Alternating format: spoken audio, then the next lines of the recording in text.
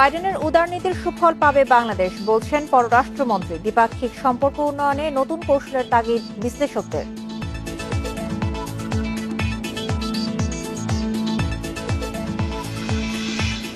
প্রাকৃতিক দুর্যোগে ক্ষতিগ্রস্ত জনগোষ্ঠীর মুখে হাসি। ৭০,০০০ পরিবারকে প্রধানমন্ত্রীর বাড়ি হস্তান্তর কাল।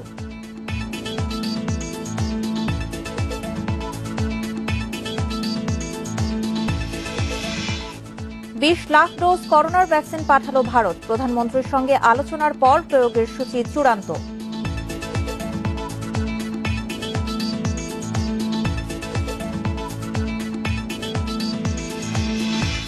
টাইগারদের সিরিজ নিশ্চিতের ম্যাচ শুরু বেলা 11:30টায়। উইনিং কম্বিনেশন ভাঙতে চায় না ম্যানেজমেন্ট।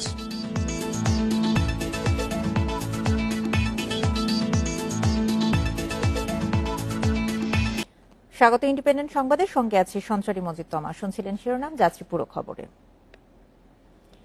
যুক্তরাষ্ট্রের নতুন প্রেসিডেন্ট জো বাইডেনের উদার নীতির সুফল পাবে বাংলাদেশও। পররাষ্ট্রমন্ত্রী একে আব্দুল মোমেন জানান, নতুন প্রশাসনের সঙ্গে কাজের ক্ষেত্রে খুব একটা ঝামেলায় পড়বে না ঢাকা। তবে দ্বিপাক্ষিক বাণিজ্যিক সম্পর্ক উন্নয়নে নতুন কৌশল নেয়ার তাগিদ বিশ্লেষকদের। যুক্তরাষ্ট্রের প্রেসিডেন্টের শপথ নেওয়ার পরপরই জো বাইডেনকে অভিনন্দন জানিয়েছেন প্রধানমন্ত্রী শেখ হাসিনা ও পররাষ্ট্রমন্ত্রী একে আব্দুল মোমেন। পাশাপাশি প্যারিস জলবায়ু চুক্তিতে যুক্তরাষ্ট্রে ফিরে আসার সিদ্ধান্তকে স্বাগত জানিয়েছে বাংলাদেশ। জো বাইডেন একজন পরীক্ষিত রাজনীতিবিদ এবং অত্যন্ত মডারেট পারসন। তার সাথে আমাদের আগেও কাজ করার অভিজ্ঞতা আছে। তো সেই সূত্রে আমরা খুবই আনন্দিত। গণতন্ত্রের বিজয় হয়েছে। তিনি প্যারিস এগ্রিমেন্টে আবার ফিরে গেছেন। প্রধানমন্ত্রী ক্লাইমেট ভালনারেবল ফোরাম তার সভাপতি। আমরা বিশেষভাবে এই জন্য ওনাদের ধন্যবাদ দিয়েছি। হোয়াইট হাউসের দায়িত্ব নিয়ে বুধবার 15টি নির্বাহী আদেশে সই করার মধ্য দিয়ে প্রশাসনিক কাজ শুরু করেছেন প্রেসিডেন্ট বাইডেন। এর মধ্যে আছে বিশ্ব স্বাস্থ্য সংস্থায় ফেরা মুসলিম সংখ্যাগরিষ্ঠ দেশের ভ্রমণ নিষেধাজ্ঞা তুলে নেওয়া ও জলবায়ু সুরক্ষার জোরদারের মতো বিষয়। আন্তর্জাতিকভাবে যুক্তরাষ্ট্রের যে পরিস্থিতি, যে অবস্থান, সেটাকে পুনরুদ্ধার করতে হবে।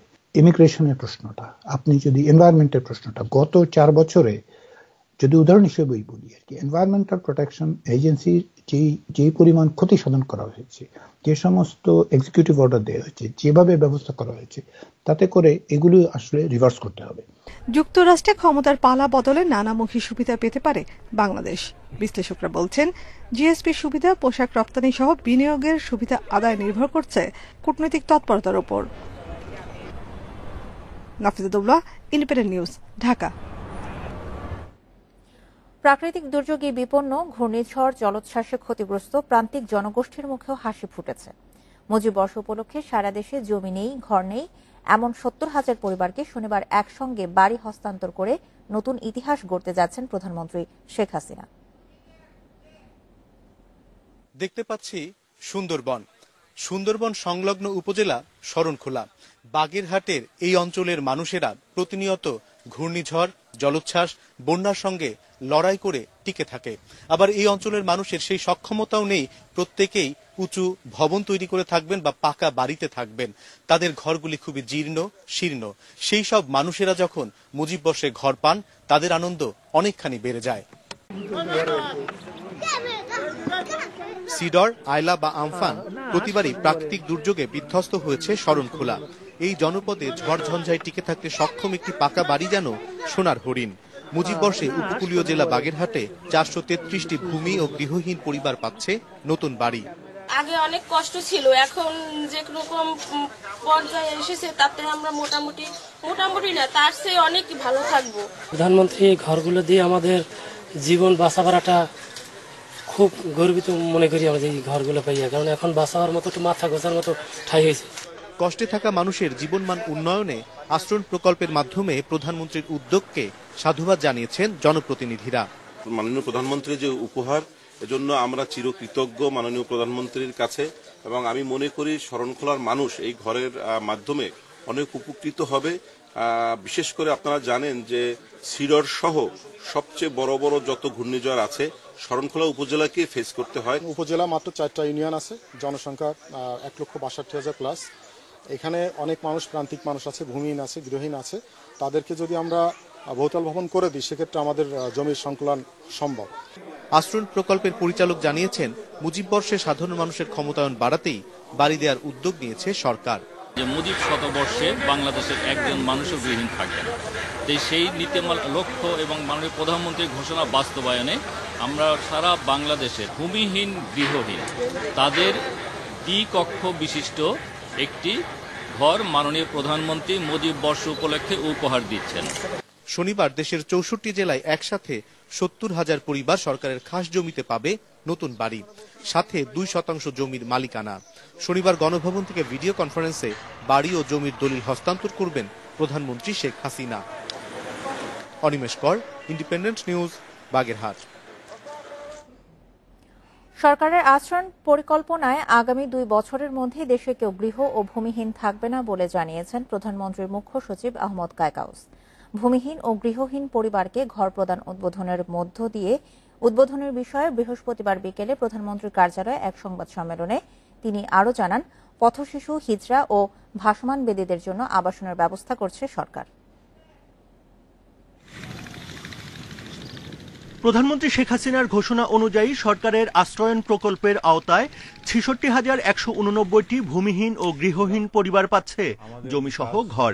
আগামী শনিবার মুজিব বর্ষের এই উপহারের উদ্বোধন করবেন প্রধানমন্ত্রী শেখ হাসিনা। 2% খাস জমির মালিকানা দিয়ে বিনা পয়সায় 2 কক্ষ বিশিষ্ট ঘর পাবে প্রত্যেক পরিবার। এ বিষয়ে বিস্তারিত তুলে ধরেন প্রধানমন্ত্রীর মুখ্য সচিব।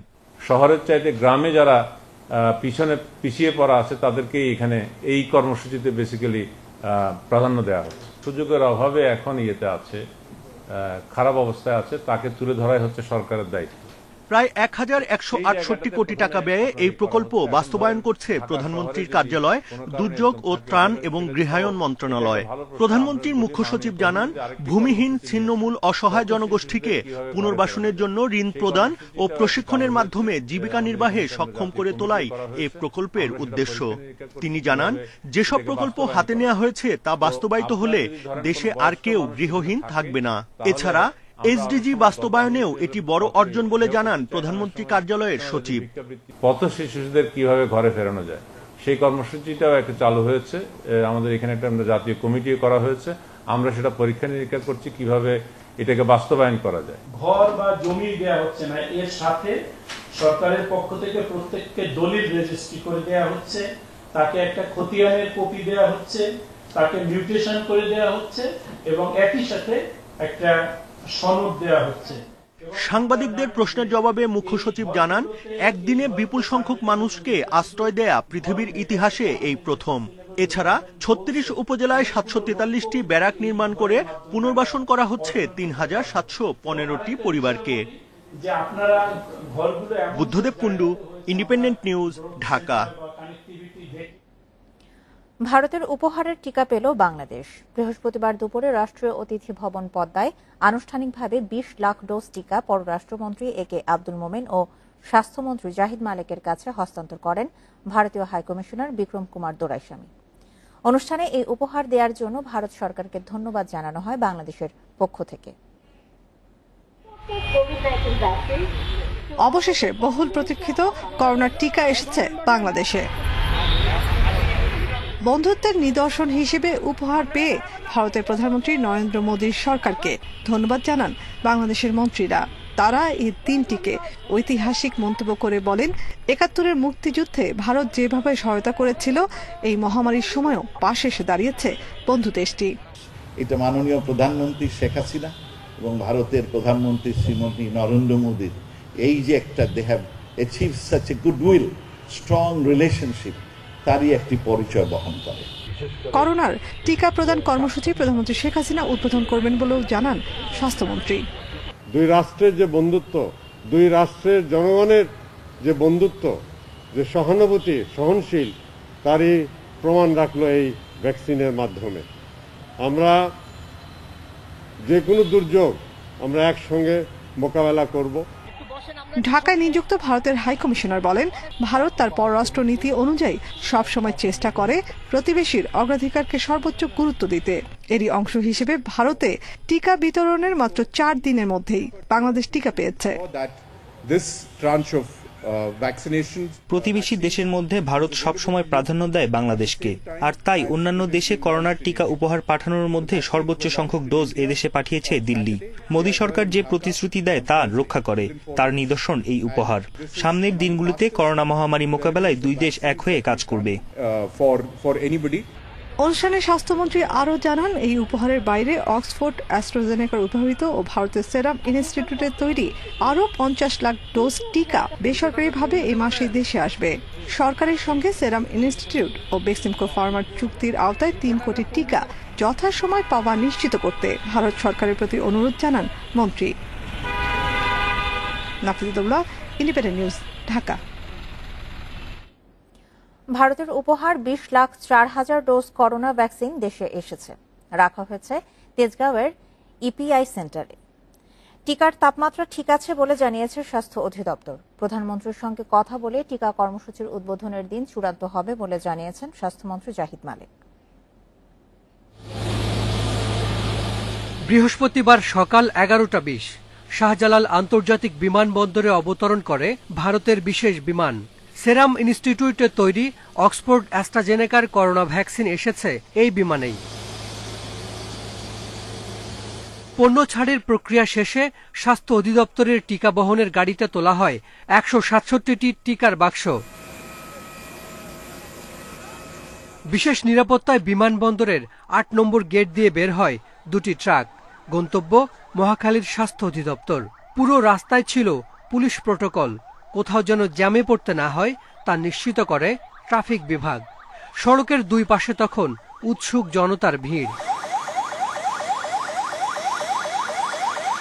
তেজগাঁও ইপিআই স্টোরে থামে ট্রাক, আনলোড করা হয় ভ্যাকসিনের 167টি বাক্স। প্রতি বাক্সে 1200 ভায়াল। এক ভায়াল দিয়ে 10 জনকে টিকা দেয়া যায়। টিকাগুলো গত বছরের 6 ডিসেম্বর তৈরি, আর মেয়াদ শেষ হবে এ বছরের 3 জুন। আমাদের হাতে এই ভ্যাকসিনটি সঠিক তাপমাত্রায় আমরা গ্রহণ করেছি এবং এখন যেই জায়গায় আমরা WSC-তে এটা সংরক্ষণ করছি সেই জায়গায় আমাদের 2 থেকে 8 ডিগ্রি সেলসিয়াসে এটা আমরা সংরক্ষণ করব এবং পরিবহন এবং ডিস্ট্রিবিউশন এবং পরিবহনও আমরা 2 থেকে 8 ডিগ্রি তাপমাত্রার মধ্যে এটা আমরা মেনটেন করব। পরিদর্শনে এসে স্বাস্থ্যমন্ত্রী জানান, ট্রায়ালের পর সারা দেশে টিকা প্রয়োগ শুরু হবে। ট্রায়ালের ডেটের অপেক্ষায় আছি, আমাদের মাননীয় প্রধানমন্ত্রী যুক্ত হবে, আমরা একটা ডেট অতি শীঘ্র পেয়ে যাব। সেই ডেট অনুযায়ী আমরা একটা ট্রায়াল রান করব। ট্রায়াল রানের পরে আমরা সারা দেশে যে ডিপ্লয়মেন্ট করতে তো সময় লাগবে। আমরা আশা করি আগামী যে আমাদের যে আরও 50 লক্ষ ডোজ যেটা আছে সেটাও আশা করি আগামী সপ্তাহের মধ্যে চলে আসবে। স্বাস্থ্য বিভাগের তথ্য মতে 26 বা 27 জানুয়ারি হতে পারে টিকা কর্মসূচির উদ্বোধন, আর এরপর রাজধানীর 4 হাসপাতালে শুরু হবে পরীক্ষামূলক প্রয়োগ। Hasan Misba, independent News, Dhaka. সেমিনারের উদ্বোধনী বক্তব্যে এসব কথা বলেন প্রধানমন্ত্রী। ঢাকা বিশ্ববিদ্যালয়ের জন্মশতবার্ষিকীর আন্তর্জাতিক সেমিনার উদ্বোধন করেন সাবেক ছাত্রী প্রধানমন্ত্রী শেখ হাসিনা। এ সময় করোনা মোকাবিলায় সরকারের পদক্ষেপের কথা তুলে ধরে 20 লাখ টিকা পাঠানোয় ভারতের প্রধানমন্ত্রী নরেন্দ্র মোদীকে ধন্যবাদ জানান তিনি। ভ্যাকসিন আমাদের যেটা আমরা পেয়েছি ভারত থেকে উপহার স্বরূপ, সেটা এসে পৌঁছে গেছে, সেই জন্য ভারতের প্রধানমন্ত্রীকে আমি ধন্যবাদ জানাই। আর আমরা যেটা টাকা দিয়ে কিনেছি সেটা 25 তারিখে বা 26 তারিখের মধ্যে এসে পৌঁছাবে। নিজ বক্তব্যে ঢাকা বিশ্ববিদ্যালয় নিয়ে স্মৃতিচারণও করেন বঙ্গবন্ধু কন্যা। বলেন, দেশের সব অর্জনের পথ দেখিয়েছে এই বিশ্ববিদ্যালয়, তাই আগামীতে গবেষণায় সবচেয়ে বেশি গুরুত্ব দেওয়ার আহ্বান তার। আমি চাই যে ঢাকা বিশ্ববিদ্যালয় সব সময় একটা অগ্রণী ভূমিকা পালন করবে, সেটাই আমরা চাই, এটাই আমাদের লক্ষ্য।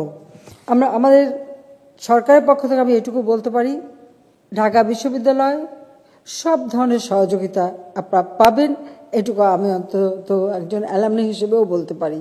সেমিনারে উপাচার্য জানান, ঢাকা বিশ্ববিদ্যালয়কে চতুর্থ শিল্প বিপ্লবের উপযোগী করে গড়ে তোলাই জন্মশতবার্ষিকীর মূল লক্ষ্য। মৌলিক গবেষণা এবং চতুর্থ শিল্প বিপ্লবের জন্য বিশ্ববিদ্যালয়কে গড়ে তোলাই আমাদের মূল লক্ষ্য। এজন্য আমরা সব ধরনের সক্ষমতা বাড়াতে প্রস্তুত হচ্ছি। বিশ্ববিদ্যালয়ের জন্ম শতবর্ষে 12 থেকে 14 জুলাই লন্ডনে হবে আন্তর্জাতিক সেমিনার।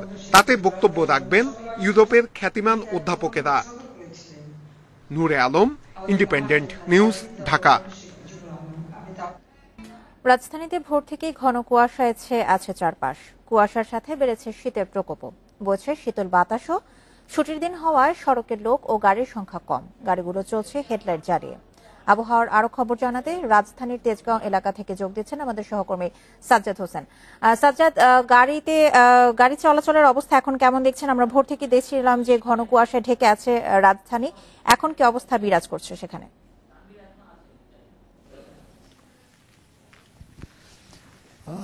আসলে আবহাওয়া অফিস থেকে আগেই কিন্তু বলা হয়েছিল যে শুক্রবার থেকে শৈত্যপ্রবাহ শুরু হতে পারে, এবং সেই ধারাবাহিকতা আমরা দেখি যে আজকে কিন্তু শুক্রবার ভোর রাত থেকেই শৈত্যপ্রবাহ শুরু হয়, এবং সেই সাথে কিন্তু কনকনে শীত এবং কুয়াশার কারণে আপনি যেটা বলছেন যে গাড়ি চলাচল আসলে ঢাকা এবং ঢাকার বাইরে রাস্তায় ঘন কুয়াশার কারণে গাড়ি চলাচল ব্যাহত হয়। এবং আবহাওয়া অফিস থেকে কিন্তু আগেই পূর্বাভাস দেওয়া হয়েছিল যে শুক্রবারে সারা দেশে সর্বনিম্ন তাপমাত্রা 8 থেকে 10 ডিগ্রি সেলসিয়াসে নেমে আসতে পারে, এবং সেই সাথে এই শৈত্যপ্রবাহ 2 থেকে 3 দিন স্থায়ী হতে পারে এমন পূর্বাভাস দেওয়া হয়েছিল আবহাওয়া অফিস থেকে। এবং আজকে রাজধানী ঢাকায় ভোর থেকেই কিন্তু বিপুল পরিমাণ কুয়াশা এবং শৈত্যপ্রবাহের কারণে কনকনে শীত পড়ে, এবং এতে সব থেকে বেশি বিপাকে পড়ে ছিন্নমূল মানুষ এবং খেটে খাওয়া মানুষ, এবং বিশেষ করে ছিন্নমূল মানুষ তাদের শীতের তীব্রতা নিবারণ করতে তাদেরকে কষ্ট পেতে হয়। এবং আমরা দেখেছি যে রাজধানীতে বিভিন্ন জায়গায় আগুন জ্বালিয়ে মানুষ শীত নিবারণের চেষ্টা করে। এবং এই শৈত্যপ্রবাহের আগে কিন্তু মূলত মঙ্গলবার এবং বুধবার থেকেই শুরু হয় শীতের তীব্রতা। গত বুধবার সারা দেশের মধ্যে সর্বনিম্ন তাপমাত্রা 8 ডিগ্রি সেলসিয়াস ছিল, এবং এই মঙ্গলবারও কিন্তু মূলত তাপমাত্রা কিছুটা কম ছিল। সেদিনও সারা দেশের মধ্যে সর্বনিম্ন তাপমাত্রা ছিল 8 ডিগ্রি সেলসিয়াস। এবং এই শীতের তীব্রতা কিন্তু রাজধানীর বাইরে সব থেকে বেশি এর উপস্থিতি টের পায় মূলত উত্তর জনপদ। এবং আপনি জানেন যে এর আগে অর্থাৎ 15 জানুয়ারি কিন্তু প্রায় সপ্তাহখানেক ধরে এই শীতের তীব্রতা ছিল। সেই সময় বিশেষ করে উত্তর অঞ্চলে মানুষ সব থেকে বেশি বিপাকে পড়ে। এবং আবহাওয়া অফিস থেকে কিন্তু বলা হচ্ছে যে এখন আজকে যে শীতের শৈত্যপ্রবাহ শুরু হয়েছে এটি খুব বেশি 2 থেকে 3 দিন স্থায়ী হতে পারে, এবং এই মাসের শেষ নাগাদ হয়তোবা আরো একবার এরকম শৈত্যপ্রবাহ হতে পারে, এমনটি পূর্বাভাস দেওয়া হচ্ছে আবহাওয়া অফিস থেকে।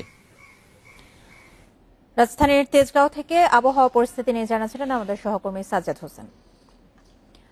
আর্থিক প্রতিষ্ঠান peoples leasing and financial services limited থেকে 5 লাখ বা তার বেশি টাকা নেওয়া ঋণখেলাপি 280 জনকে তলব করেছে হাইকোর্ট। বৃহস্পতিবার বিচারপতি মোহাম্মদ খুরশিদ আলম সরকারের একক বেঞ্চ এই আদেশ দেয়। আগামী 23 ফেব্রুয়ারি এসব ঋণখেলাপিকে সশরীরে আদালতে হাজির হয়ে ব্যাখ্যা দিতে বলা হয়েছে।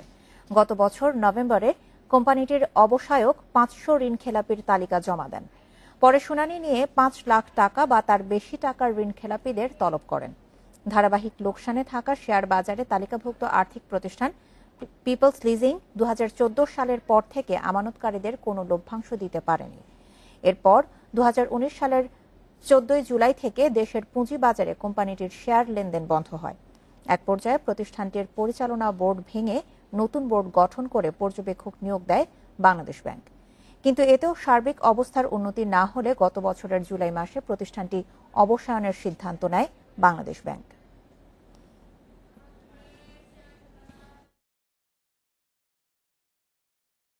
আশি জনের প্রতি শোকজ নোটিশ জারি করেন এবং এই 280 জনকে আগামী 23 ফেব্রুয়ারি তারিখে আদালতে সশরীরে হাজির হয়ে তাদের লোন এবং লোন রিপেমেন্টের ব্যাপারে তাদের অবস্থান ব্যাখ্যা করার জন্য নির্দেশ দিয়েছেন। পলাতক পিকে হালদারের বিরুদ্ধে অবৈধ সম্পদ অর্জন ও অর্থ পাচারের মামলায় তার আইনজীবী সুকুমার মৃধা ও তার মেয়ের 3 দিনের রিমান্ড মঞ্জুর করেছে আদালত। ঢাকার মহানগর সিনিয়র স্পেশাল জজ ইমরুল কায়েসের আদালত এই আদেশ দেয়। এর আগে বৃহস্পতিবার দুপুরে তাদের দুজনকে সেগুনবাগিচা থেকে গ্রেপ্তার করে দুদক। এদিকে হাইকোর্ট বলেছে, পিকে হালদারের অর্থ পাচারের দায় বাংলাদেশ ব্যাংকের দায়িত্বপ্রাপ্ত কর্মকর্তারা এড়াতে পারেন না। বিদেশে পলাতক পিকে হালদারের বিরুদ্ধে গত বছর অবৈধ সম্পদ অর্জনের অভিযোগে মামলা করে দুদক। তার বিরুদ্ধে 3,500-এর বেশি টাকা আত্মসাতের অভিযোগ রয়েছে। দুদক কর্মকর্তারা বলছেন, বিভিন্ন নামে পিকে হালদারের বিনিয়োগ করা বেশিরভাগ অর্থের বৈধ উৎস পাওয়া যায়নি। পিকে হালদারের আইনজীবী সুকুমার মৃধা ও তার মেয়ে অনিন্দিতা মৃধাকে সকাল 10টা থেকে দুদকের প্রধান কার্যালয়ে জিজ্ঞাসাবাদ শুরু হয়। জিজ্ঞাসাবাদে গুরুত্বপূর্ণ তথ্য পাওয়ায় তাদের দুপুরে গ্রেপ্তার দেখান দুদকের অনুসন্ধান কর্মকর্তা। পরে আদালত তাদের 3 দিনের রিমান্ড মঞ্জুর করে। জিজ্ঞাসাবাদে তদন্তকারী কর্মকর্তা মামলা সংক্রান্ত অনেক গুরুত্বপূর্ণ তথ্য পেয়েছেন এবং প্রাপ্ত তথ্যের ভিত্তিতে তদন্তকারী কর্মকর্তা তাদের 2 জনকে গ্রেপ্তার করেছেন এবং বিজ্ঞ আদালতে সোপর্দ করেছেন তাদের। এদিকে দেশ থেকে এত অর্থ পাচারের সময় বাংলাদেশ ব্যাংক কি করেছে তা জানতে চেয়েছে হাইকোর্ট। কেন্দ্রীয় ব্যাংকের দায়িত্বপ্রাপ্ত কর্মকর্তাদের তালিকা আগামী 15 ফেব্রুয়ারির মধ্যে হাইকোর্টে জমা দিতে নির্দেশ দেওয়া হয়েছে। বৃহস্পতিবার বিচারপতি নজরুল ইসলাম তালুকদার ও বিচারপতি মোহাম্মদ মহিউদ্দিন শামীমের হাইকোর্ট বেঞ্চ এই আদেশ দেন। মানি লন্ডারিং এর বিষয়ে পিকে হালদার সহ অন্যান্যদের মানি লন্ডারিং এর বিষয়ে কি দায়িত্ব পালন করেছে, তাদের ব্যর্থতা তারা দায়ী থাকবে না কেন, সেই প্রশ্নটা উঠিয়েছে। দরখাস্তটা সরাসরি খারিজ করে দেওয়া হলো। আর দুর্নীতি দমন কমিশনের কাছে যে ব্যাখ্যাটা চাওয়া হয়েছিল, খুব শর্ট টাইমের মধ্যে এটা তো সম্ভব না, কারণ এরপরেও আমরা ছোট আকারে একটা নোট নিয়ে আদালতকে বলেছি। ওই 83 জনের ব্যাংক অ্যাকাউন্ট জব্দ করেছে দুর্নীতি দমন কমিশন এবং বেশ কিছু ব্যক্তিকে বিদেশ যাত্রা বন্ধের জন্য ইমিগ্রেশনকে অনুরোধ করা হয়েছে থ্রু মিনিস্ট্রি অফ হোম। পিকে হালদার কাণ্ডে সাবেক সচিব এনআই খানের নাম ভুলে যুক্ত করা হয়েছে দাবি করে বাংলাদেশ ব্যাংকের ডিজিএম আসাদুজ্জামানের করা আবেদন খারিজ করে দেয় হাইকোর্ট। উমন হারাজমি, ইন্ডিপেন্ডেন্ট নিউজ, ঢাকা। শীত পরিস্থিতি নিয়ে আরো জানাতে চুয়াডাঙ্গা এবং টাঙ্গাইল থেকে যুক্ত হচ্ছেন আমাদের সহকর্মীরা। প্রথমেই যাচ্ছে চুয়াডাঙ্গায়, সেখানে আছেন আমাদের সহকর্মী মানিক আকবর। মানিক, আপনি শুনছিলেন যে সারা দেশে আজকের রাজধানী কুয়াশাচ্ছন্ন অবস্থায় আছে, চুয়াডাঙ্গার কি অবস্থা, সেখানকার পরিস্থিতি আমাদেরকে জানাবেন। চুয়াডাঙ্গার একই অবস্থা, যে চুয়াডাঙ্গা এখানে কুয়াশায় ঢেকে গেছে। খুব সকাল থেকে ভোর থেকে চুয়াডাঙ্গার শহরে এত বেশি কুয়াশা যে চুয়াডাঙ্গার আশেপাশে কিছুই দেখা যাচ্ছে না। চুয়াডাঙ্গা একটি সীমান্তবর্তী জেলা, এই ভারত সীমান্তবর্তী এই জেলায় শীত মৌসুমে এবার চুয়াডাঙ্গার সর্বনিম্ন তাপমাত্রা নেমে এসেছিল এই মৌসুমে 7.3 ডিগ্রি সেলসিয়াস পর্যন্ত। আজকে সকাল 6টায় তাপমাত্রা 10.5 ডিগ্রি সেলসিয়াস।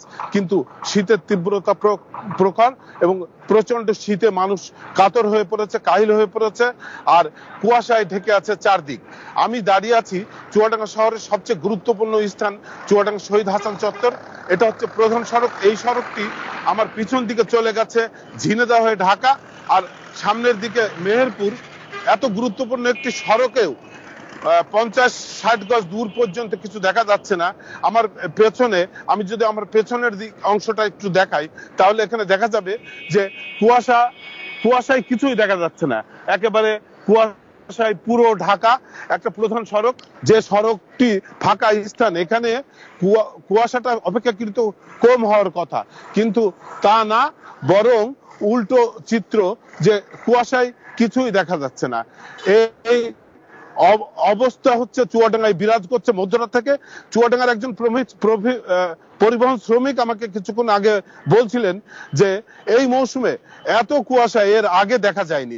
গতকাল রাতে স্থানীয় অনেককে আমরা দেখেছি যে সামাজিক যোগাযোগ মাধ্যমে তারা গভীর রাতে দিয়েছেন যে চুয়াডাঙ্গায় কুয়াশা দেখা যাচ্ছে, সাবধানে যানবাহন চালানোর জন্য সকলকে অনুরোধ করা হচ্ছে।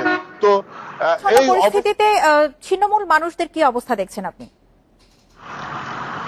এখানে চুয়াডাঙ্গায় শীতার্ত মানুষরা শীতে কষ্ট পাচ্ছে। এর পাশাপাশি চুয়াডাঙ্গার হাসপাতালগুলোতে শীতে আক্রান্ত রোগীদের সংখ্যাও বাড়ছে।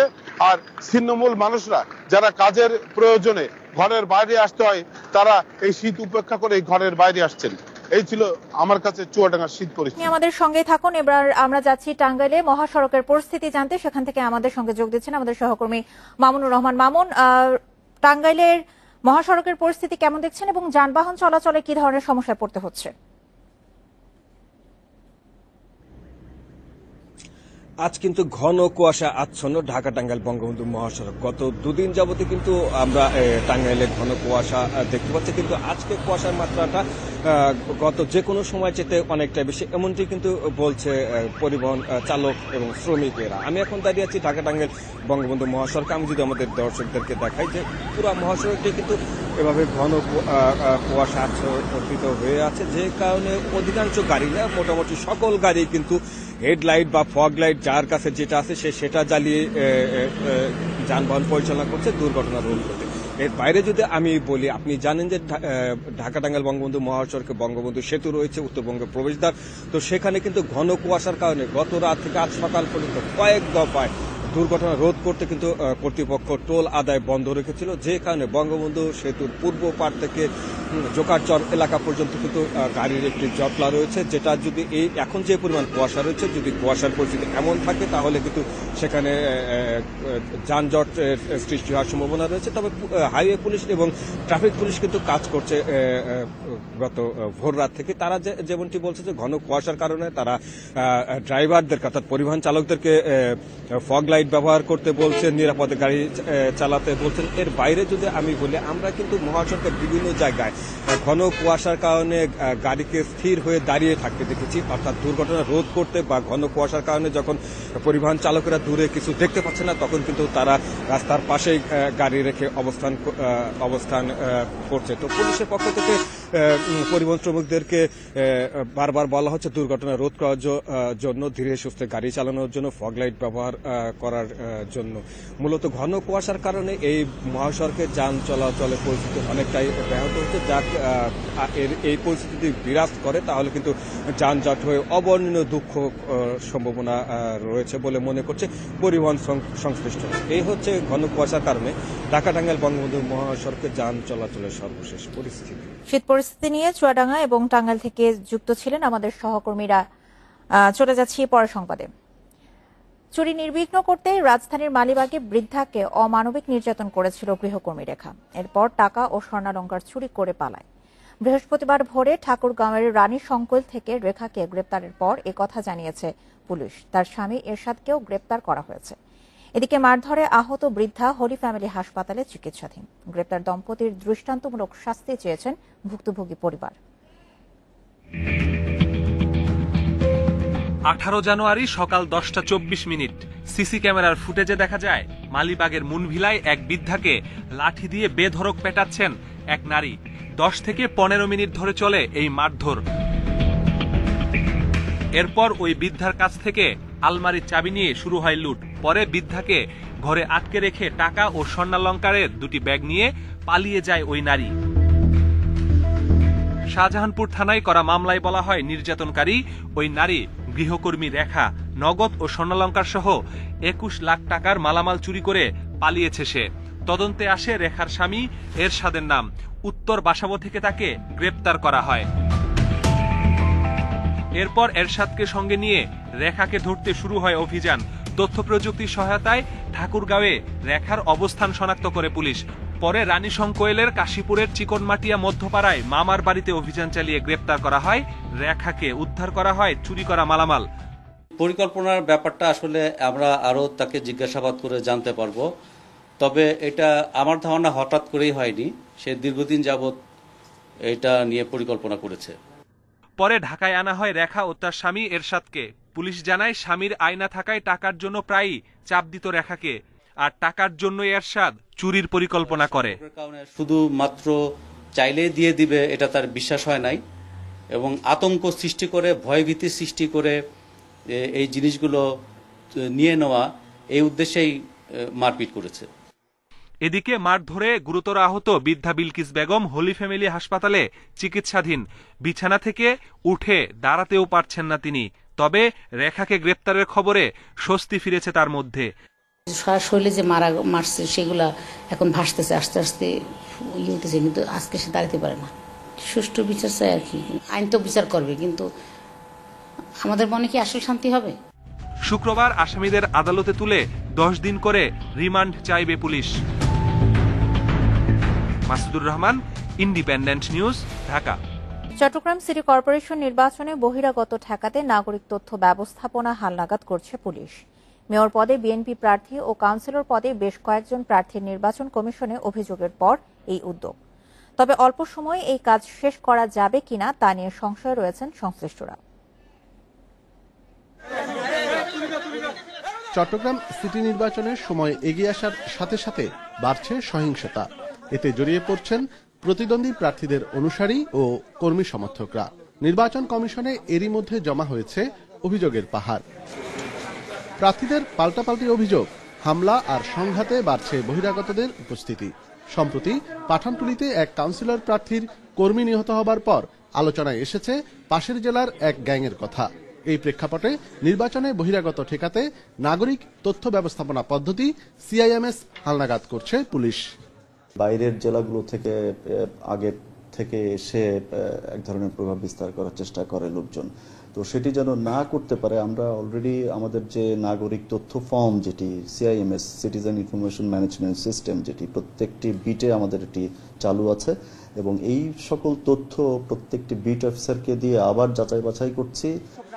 তবে এত অল্প সময়ে নগরীর 16টি এবং জেলার একটি থানায় প্রায় 65 লাখ মানুষের তথ্য কতটা সঠিকভাবে যাচাই সম্ভব তা নিয়ে আছে প্রশ্ন। তবে পুলিশ বলছে থানা ও বিট কেন্দ্রিক এই কার্যক্রম পরিচালিত হচ্ছে। আমরা প্রত্যেকটা ভাড়াটিয়া মালিকদের কাছে সিআইএমএস ফর্ম পৌঁছে দিয়েছি এবং সেগুলো তথ্য হালনাগাদ করার কাজ চলছে আমাদের বিট পুলিশের মাধ্যমে। আপনারা জানেন সিএমপি সহ পুরো বাংলাদেশে বিট পুলিশের কার্যক্রম পরিচালিত হয়। পুলিশি এই তৎপরতার বাইরে নির্বাচনী পরিবেশ স্বাভাবিক রাখতে মাঠে রয়েছেন 16 জন নির্বাহী ম্যাজিস্ট্রেট। অনুপম শীল, ইন্ডিপেন্ডেন্ট নিউজ, চট্টগ্রাম। 2011 থেকে 2021 এক দশকে 200 পর্বে তালাশ। আর এই পথ পরিক্রমায় সবসময় দর্শক ও ভুক্তভোগীদের পাশে পেয়েছে ইন্ডিপেন্ডেন্ট।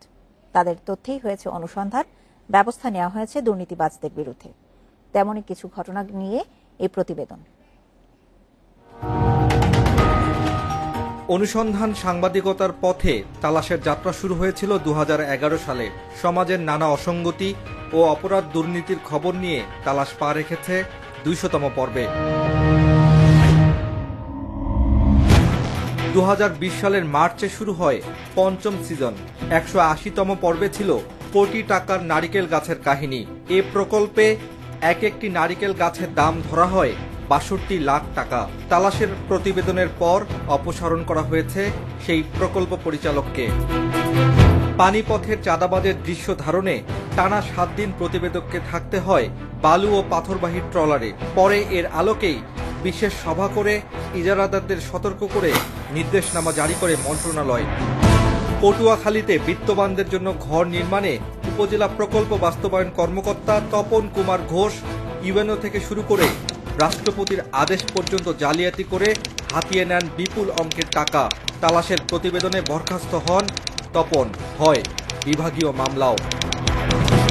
পাহাড়ের জনগোষ্ঠীর পানির সংকট কাটাতে খাগড়াছড়িতে বিশেষ প্রকল্প নেয় জনস্বাস্থ্য প্রকৌশল অধিদপ্তর। তবে প্রকল্পের বড় অংশ বাস্তবায়ন না করেই কোটি টাকা হাতিয়ে নেয় কজন প্রকৌশলী। তালাশের প্রতিবেদনে বরখাস্ত হন তাদের একজন। নড়াইলে ক্যান্সার চিকিৎসার সরকারি টাকা লুটপাটে সমাজসেবা কর্মকর্তার কারসাজি এবং চেয়ারম্যান মেম্বারদের কারবার পর্বে ছিল উত্তরাঞ্চলের কজন জনপ্রতিনিধির অনিয়মের চিত্র, যা দেখে তদন্ত শুরু করে প্রশাসন।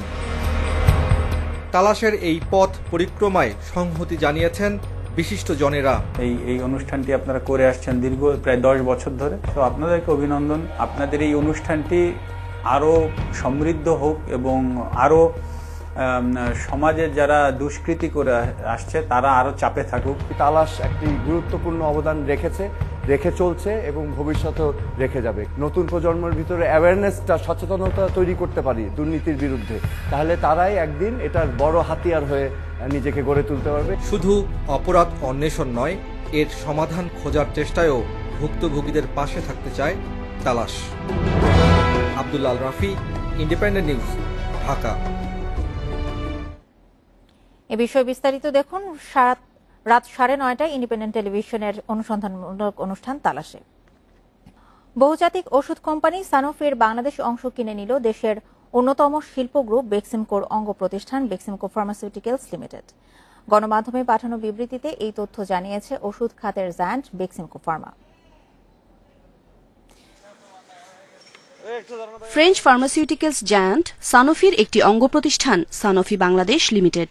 প্রতিষ্ঠানটি 1958 সালে মে অ্যান্ড বেকার নামে বাংলাদেশে ব্যবসা শুরু করে। পরে 2004 সালে সানোফি অ্যাভেন্টিস গ্রুপে বিভিন্ন প্রতিষ্ঠানের সঙ্গে একীভূত হয়। 2013 সালে কোম্পানিটির নাম বদলে সানোফি বাংলাদেশ লিমিটেড রাখা হয়। টঙ্গীর অত্যাধুনিক ঔষধ তৈরির কারখানায় 100-র বেশি ওষুধ উৎপাদন করে সানোফি। ভ্যাকসিন, ইনসুলিন উৎপাদনে সুনাম আছে সানোফি বাংলাদেশের। এর কর্মী সংখ্যা 800-র বেশি। 2019 সালে সানোফি বিশ্ববাজারে $36 বিলিয়ন বেশি পণ্য বিক্রি করে। সানোফি বাংলাদেশ লিমিটেডে সানোফি গ্রুপের বর্তমানে 54.6% শেয়ার রয়েছে। অবশিষ্ট 25% বেশি বাংলাদেশ সরকারের পক্ষে শিল্প মন্ত্রণালয় এবং প্রায় 20% বাংলাদেশ কেমিক্যাল ইন্ডাস্ট্রিজ কর্পোরেশনসের অধীনে রয়েছে। বৃহস্পতিবার সানোফি বাংলাদেশ লিমিটেডের 54.5% শেয়ার অধিগ্রহণের জন্য চুক্তি করে দেশের শীর্ষস্থানীয় ঔষধ প্রস্তুতকারক ও রপ্তানিকারক প্রতিষ্ঠান বেক্সিমকো ফার্মাসিউটিক্যালস লিমিটেড। বাকি শেয়ারের মালিকানা বাংলাদেশ সরকারেরই থাকবে। এক বিবৃতিতে বেক্সিমকো ফার্মার ব্যবস্থাপনা পরিচালক নাজমুল হাসান এমপি বলেন, 2018 সালে বেক্সিমকো ফার্মা নুভিস্তা ফার্মা লিমিটেড অধিগ্রহণ করে। এবার সানোফি বাংলাদেশের এই অধিগ্রহণ ভবিষ্যতে কোম্পানির টেকসই প্রবৃদ্ধির ভিত হিসেবে কাজ করবে। বেক্সিমকো ফার্মা আশা করছে 3 থেকে 9 মাসের মধ্যে এই ক্রয় প্রক্রিয়া শেষ হবে, আর নতুন এই বিনিয়োগের মাধ্যমে সানোফি তার শীর্ষস্থান ফিরে পাবে। উমুন্নাহার আজমি, ইন্ডিপেন্ডেন্ট নিউজ, ঢাকা। শুকনো মৌসুমে হঠাৎ যমুনার ডান তীরে ভাঙন শুরু হওয়ায় আতঙ্কিত বগুড়ার সারিয়াকান্দির মানুষ। তবে বর্ষার আগেই ভাঙন বন্ধ করতে ব্যবস্থা নেওয়ার আশ্বাস দিয়েছে পানি উন্নয়ন বোর্ড। সারিয়াকান্দির রহদহ থেকে কামালপুর পর্যন্ত প্রায় 3 কিলোমিটার এলাকায় হঠাৎ দেখা দিয়েছে ভাঙন। অসময়ের ভাঙনে আতঙ্কিত হয়ে বাড়িঘর সরিয়ে নিতে শুরু করেছেন রহদহ, ইসামারা, কামালপুর ও ফকিরপাড়া সহ আশেপাশের গ্রামের মানুষ। যাদের আর্থিক সামর্থ্য নেই তাদের অনেকেই ভাগ্যের উপর ছেড়ে দিয়েছেন ভবিষ্যৎ। আয়তের বর্ডার দেখি সব খায় শুচ্ছে, সে সময় দোষ করে ভাঙা শুরু হয়ে গেল।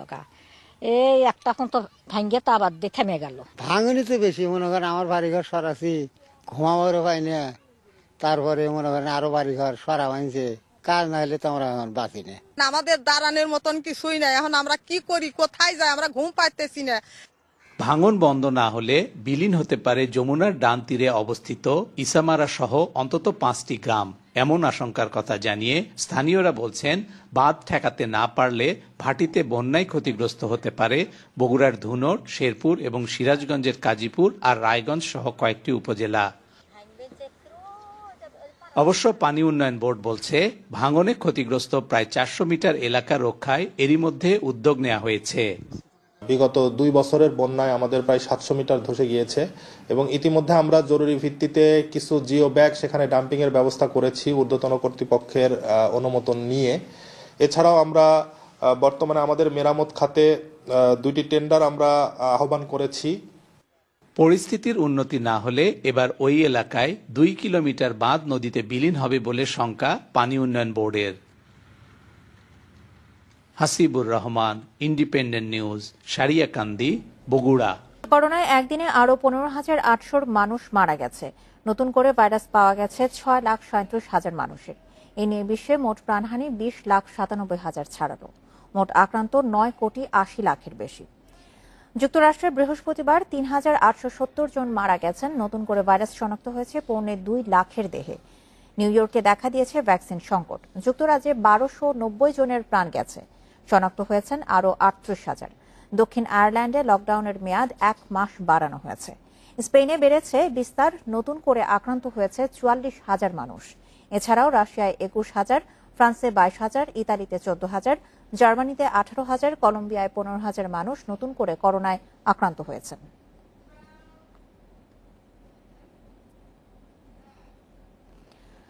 আজ টাইগারদের সিরিজ নিশ্চিতের মিশন। দ্বিতীয় ওয়ানডেতে উইনিং কম্বিনেশন ভাঙতে চায় না ম্যানেজমেন্ট। বিপরীতে সিরিজ বাঁচাতে মরিয়া উইন্ডিজ। ঘুরে দাঁড়ানোর লক্ষ্যে চমকের আশায় জেসন মোহাম্মদের দল। শেরেবাংলা স্টেডিয়ামে ম্যাচ শুরু বেলা 11:30টায়। সিরিজ শুরুর আগে থেকেই দুই দলের পার্থক্য স্পষ্ট হয়েছিল। প্রথম ম্যাচে দাপুটে জয় টিম টাইগার্স ফেভারিটের দাবি জোরদার করেছে। এবার ধারাবাহিকতা ধরে রাখার চ্যালেঞ্জ। সিরিজ নিশ্চিতে উইন্ডিজরা বাধা হওয়ার কথা নয়, তারপরও নির্ভর থাকছে না ক্রিকেটাররা। ঐচ্ছিক অনুশীলনে তামিম, সাকিব, মুশফিকরা নিজেদের ঝালিয়ে নেওয়ার সুযোগ হাতছাড়া করেননি। অপরিবর্তিত একাদশে আস্থা ম্যানেজমেন্টের। সাকিব একাই ব্যবধান গড়ে দিলেও পেস ডিপার্টমেন্টকে লেটার মার্ক দিচ্ছেন ওটিস গিবসন। তরুণ হাসান মাহমুদকে নিয়ে আশা বেড়েছে। অভিজ্ঞ মুস্তাফিজ ও রুবেলকে নিয়ে ভাবনা নেই কোচের। দলগত পারফরমেন্স দারুণ হয়েছে, যদিও কন্ডিশন অনুকূলে ছিল না। স্পিনাররা ভালো করেছে, তবে পেসে মুস্তাফিজ, রুবেলের প্রশংসা করতে হয়। অভিষেকে হাসান মাহমুদ ভবিষ্যতের বার্তা দিয়েছে। হয় বাঁচো না হয় মরো। সিরিজ বাঁচাতে ওদের জন্য মাস্ট উইন ম্যাচ। ভাগ্য বদলে আনকোরা উইন্ডিজের একাদশে পরিবর্তনের সুযোগ নেই, তাই যা আছে তা নিয়ে লড়াইয়ে নামতে হবে সফরকারীদের।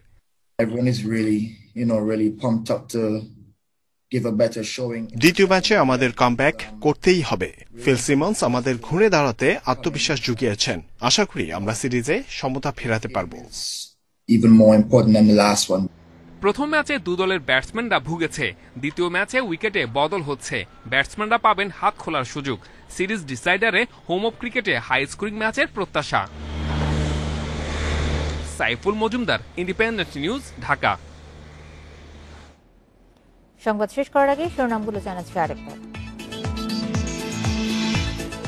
বাইডেনের উদার নীতির সুফল পাবে বাংলাদেশ, বলছেন পররাষ্ট্রমন্ত্রী। দ্বিপাক্ষিক সম্পর্ক উন্নয়নে নতুন কৌশলের তাগিদ বিশ্লেষকদের।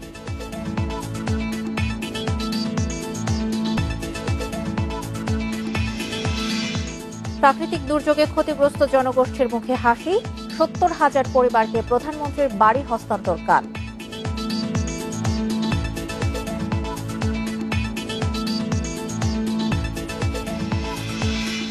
20 লাখ ডোজ করোনার ভ্যাকসিন পাঠালো ভারত। প্রধানমন্ত্রীর সঙ্গে আলোচনার পর প্রয়োগের সূচি চূড়ান্ত।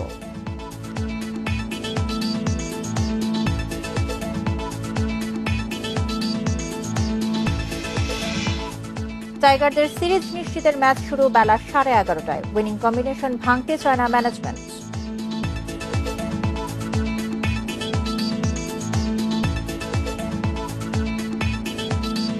আর এই ছিল এখনকার ইন্ডিপেন্ডেন্ট সংবাদে। ইন্ডিপেন্ডেন্ট টেলিভিশনের সব খবর আরো বিস্তারিত জানতে চোখ রাখুন ফেসবুক, ইউটিউব এবং টুইটারে। ধন্যবাদ সবাইকে।